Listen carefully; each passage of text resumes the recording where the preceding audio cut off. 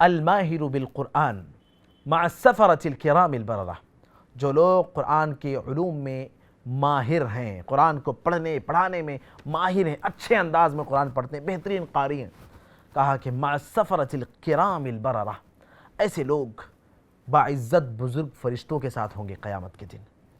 اور والذی یقرأ القرآن، اور وہ لوگ جو قرآن کو پڑھتے ہیں ویتتعتع فیہ، اور قرآن کو پڑھتے ہوئے کافی اٹکتے ہیں، وَهُوَ عَلَيْهِ شَاقٌ، تو یہ اٹک اٹک کر پڑھنا ان کے لیے بہت مشکل ہوتا ہے۔